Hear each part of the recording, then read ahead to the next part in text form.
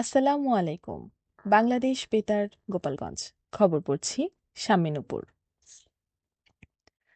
গতকাল শরীয়তপুরের ভেদরগঞ্জ উপজেলা প্রশাসনের উদ্যোগে নির্মিত ভেদরগঞ্জ উপজেলা সৌন্দর্য বর্ধন ও শিশু পার্কের উদ্বোধন এবং আধুনিক পাবলিক লাইব্রেরির ভিত্তিপ্রস্তর স্থাপন করেছেন জেলা প্রশাসক তাহসিনা বেগম। এ সময় তিনি নবনির্মিত পার্কটি ঘুরে দেখেন এবং উপস্থিত দর্শনার্থীদের সাথে মতবিনিময় করেন। ভেদরগঞ্জ উপজেলাবাসীর সুস্থ বিনোদনের জন্য অনন্য উদ্যোগ গ্রহণ করায় তিনি উপজেলা প্রশাসন ভেদরগঞ্জকে ধন্যবাদ জানান। পরে জেলা প্রশাসক ভেদরগঞ্জ উপজেলা আধুনিক পাবলিক লাইব্রেরির ভিত্তিপ্রস্তর স্থাপন করেন, যা ভেদরগঞ্জ উপজেলার শিক্ষা ও সংস্কৃতি চর্চায় নতুন মাত্রা যোগ করবে। এ সময় উপজেলা নির্বাহী অফিসার, সহকারী কমিশনার ভূমি সহ সংশ্লিষ্ট অন্যান্য ব্যক্তিবর্গ উপস্থিত ছিলেন। এদিকে শরীয়তপুরের নবাগত পুলিশ সুপারের সাথে সাংবাদিকদের এক মতবিনিময় সভা অনুষ্ঠিত হয়েছে।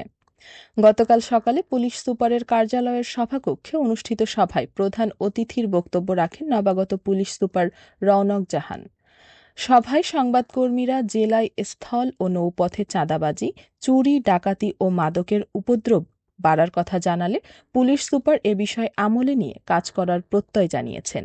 এ সময় জেলায় কর্মরত সাংবাদিক ও পুলিশের ঊর্ধ্বতন কর্মকর্তারা উপস্থিত ছিলেন। গোপালগঞ্জ ১ আসনে বিএনপি মনোনীত প্রার্থী ও বিএনপির জাতীয় নির্বাহী কমিটির সহ সাংগঠনিক সম্পাদক সেলিমুজ্জামান সেলিম বলেছেন, আসন্ন জাতীয় সংসদ নির্বাচন দেশ ও জনগণের ভবিষ্যতের জন্য অত্যন্ত গুরুত্বপূর্ণ।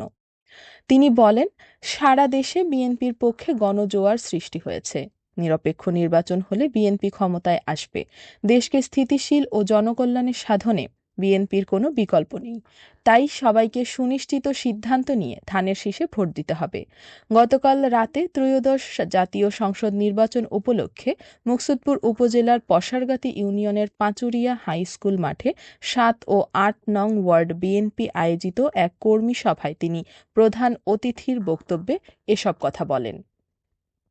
অনুষ্ঠানে মুকসুদপুর উপজেলা বিএনপির সভাপতি মোহাম্মদ আব্দুস সালাম খান, সাধারণ সম্পাদক তারিকুল ইসলাম রাজু, পৌর বিএনপির সভাপতি আবুল বাশার টুলটু বিশ্বাস ও সাধারণ সম্পাদক মশিউর রহমান মিন্টু সহ অঙ্গ সংগঠনের নেতাকর্মীরা উপস্থিত ছিলেন।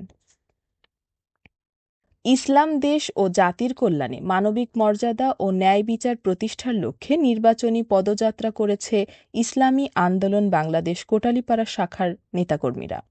গতকাল দুপুরে কোটালীপাড়া মার্কেট থেকে গোপালগঞ্জ ৩ আসনের প্রার্থী ইঞ্জিনিয়ার মোহাম্মদ মারুফ শেখের নেতৃত্বে একটি নির্বাচনী পদযাত্রা শুরু করে নেতাকর্মীরা। নির্বাচনী পদযাত্রাটি উপজেলা শহরের বিভিন্ন সড়ক প্রদক্ষিণ করে উপজেলা পরিষদের সামনে গিয়ে শেষ হয়।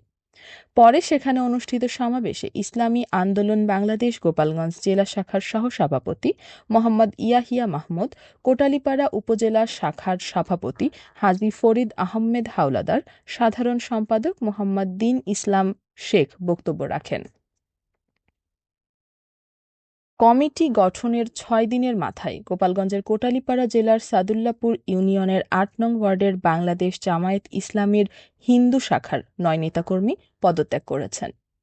শনিবার রাতে উপজেলার পিরারবাড়ি বাজারে এক সংবাদ সম্মেলনে তারা পদত্যাগের ঘোষণা দেন।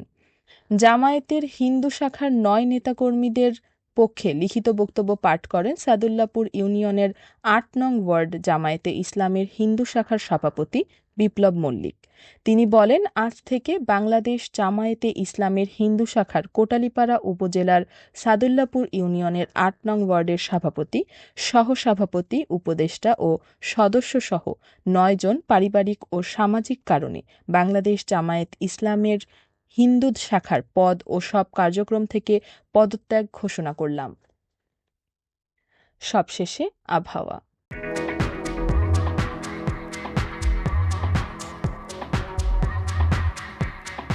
আজ বেলা ১টা পর্যন্ত আবহাওয়ার পূর্বাভাসে বলা হয়েছে, দেশের অভ্যন্তরীণ নদীবন্দর সমূহের জন্য কোনো সতর্কবার্তা নেই এবং কোনো সংকেতও দেখাতে হবে না। খবর শেষ হলো। আমাদের পরবর্তী খবর প্রচারিত হবে সকাল ১০টা ৩০ মিনিটে বাংলায়।